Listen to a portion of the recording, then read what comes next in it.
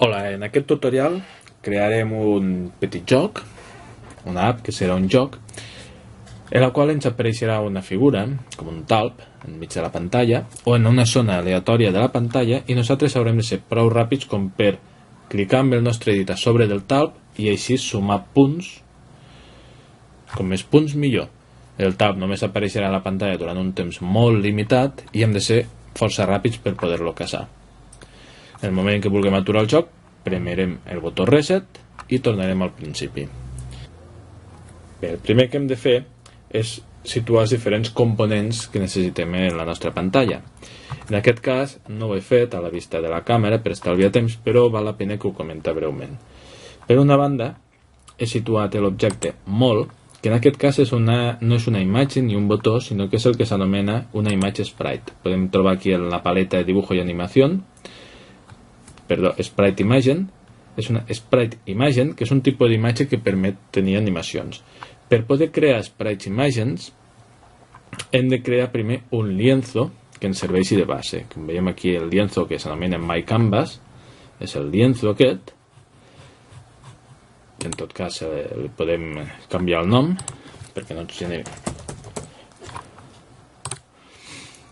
I a sobre del lienzo jo situo la imatge mol, que és el talp.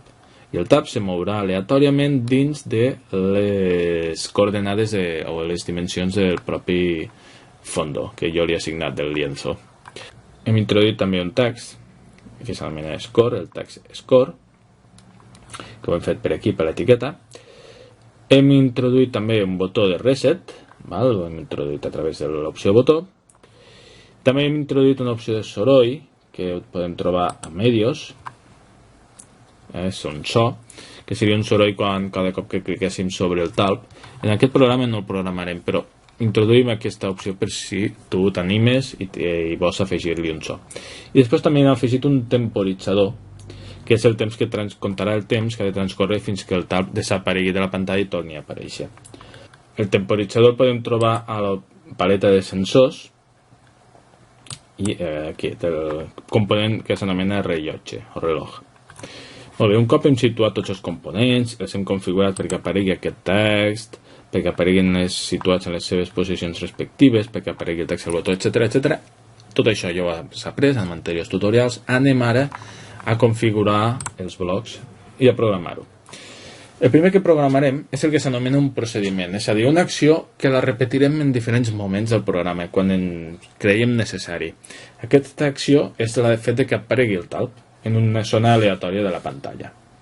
L'aparició del talp en un lloc aleatori, per tant, això ho definim com un procediment, un petit programa que s'executa en diferents moments.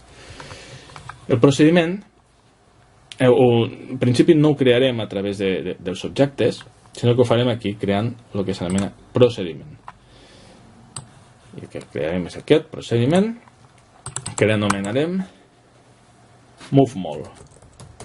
Mourem el mol d'un lloc a un altre de la pantalla, situarem en algun lloc. I el que farem doncs, en aquest procediment és agafar el mol i situar-lo en unes coordenades concretes.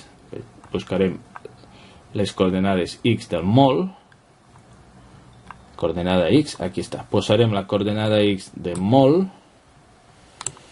en un lloc aleatori. El lloc aleatori ho podem definir a través de les funcions matemàtiques. Aquí. Situarem així. Multiplicarem un número aleatori, un decimal aleatori, ho situem aquí dintre, i ho multiplicarem per el que és l'amplada del lienzo on volem treballar menys l'amplada del mol, de manera que es situarà aleatòriament en qualsevol lloc, però evitarem, al fer aquesta operació matemàtica, que si no l'entens amb precisió ara no et preocupis, ja més endavant ja aniràs treballant amb d'altres programes, però en realitzar l'operació matemàtica aquesta que ara configuraré a la pantalla,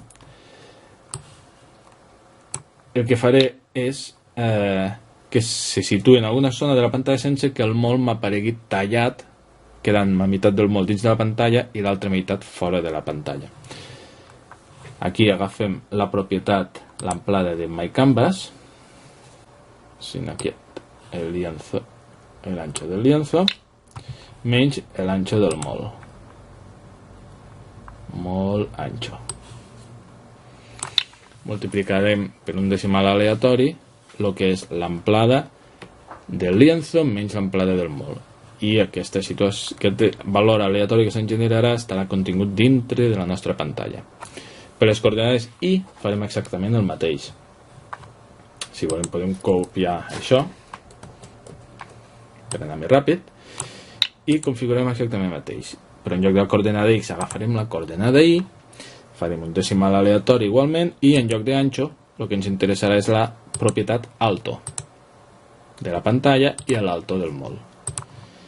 Molt bé, ja tenim creat el nostre procediment moveMol, que en diferents moments el cridarem perquè s'executi i situï el mol en un lloc aleatori. Després un altre procediment que també necessitarem és l'actualització del marcador. Cada cop que cliquem sobre el nostre talp, el marcador s'ha d'actualitzar. Doncs crearem un nou procediment. En aquest cas li direm update score i el que farem és que el text que tenim aquí, text score 3 guionets, sigui substituït pel text score 2 punts i un valor que s'anirà incrementant. Doncs bé, agafarem l'score label, que és el text que vull substituir, i li direm que substituirem el text de l'score label, aquí posarem el text de score label como,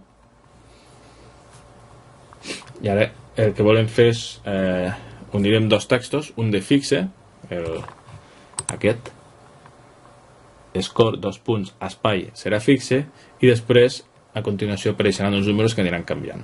Per tant, hi haurà un de fixe i un de variable. Doncs per unir dos textos diferents anem aquí a text i unirem per una banda el text score 2 punts i espai, score 2 punts i espai, i per l'altra banda el valor de la puntuació, que és una variable que anomenarem global score. Una variable, no l'he agafat bé, que anomenarem global score. Però ara mateix no tinc definida aquesta variable, per això aquí no puc. Jo vull aquí poder triar la variable global score. Per tant, el primer que farem és iniciar la variable. Abans d'això, anirem aquí i iniciarem la variable score, que serà una variable global, vol dir que afectarà tot el programa, global score, i li assignarem un valor inicial de 0, que l'agafo per aquí pels paràmetres matemàtics. Assigno global score el valor 0, i ara aquí ja m'apareix la variable global score. Inicialment valdrà 0. D'acord? Cada cop que actualitza el marcador apareixerà score 2 punts i el valor de la variable.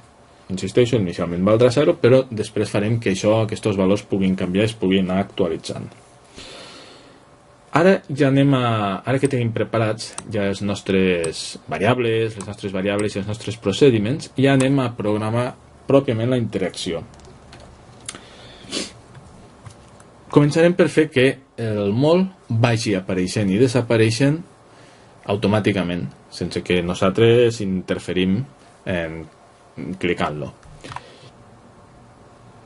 El primer que farem és controlar el temporitzador, i aquí que farem quan el temporitzador hagi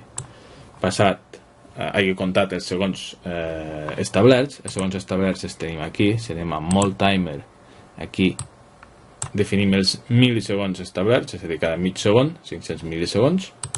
Per tant, quan hagin passat els 500 milisegons, executarem el què? Que el moveMol, que el mol canviï de posició. És a dir, quan hagin passat els 500 milisegons, executarem el procediment perquè s'assigni una posició nova aleatòria al mol, al talp. Per fer-ho, ja que tenim el procediment creat, doncs cridarem aquest procediment, llamar a MoveMall. A llamar a MoveMall anirem aquí i assignarem una posició aleatòria en la pantalla. Quan el temporitzador compti que ha passat 500 milisegons més, tornarem a cridar al MoveMall perquè assigni una nova posició aleatòria, etc, etc. Què passa si l'usuari toca el talp abans que desaparegui i que canviï de posició?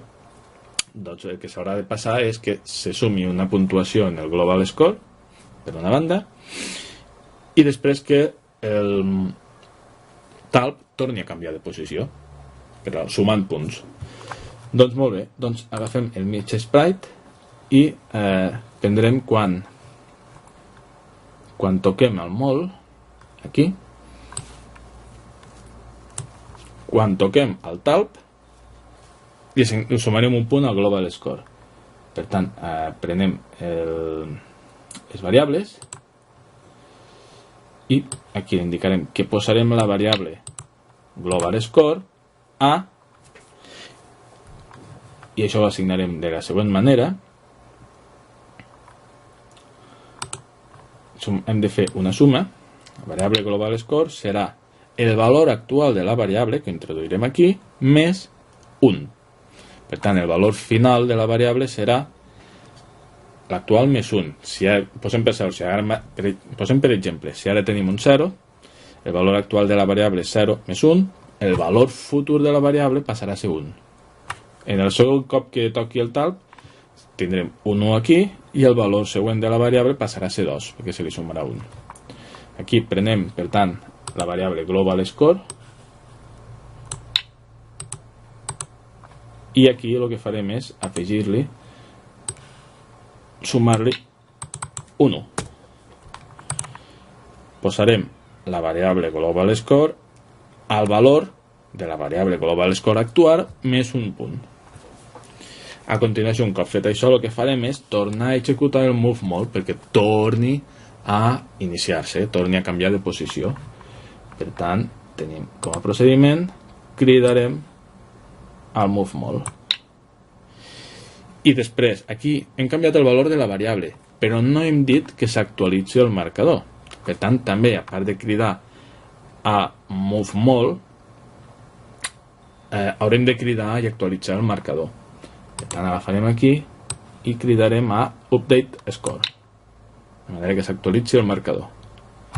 Cada cop que toquem, primer farà un procediment intern d'una suma, una operativa, per actualitzar el valor de la puntuació, i a continuació canviarem el talp de situació, assignar-li una nova posició aleatòria, i canviarem el marcador, assignant-li el valor de la variable que acabem de definir.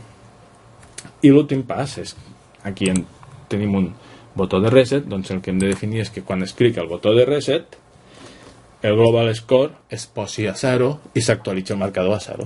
Tornem a començar el joc. Això és molt senzill.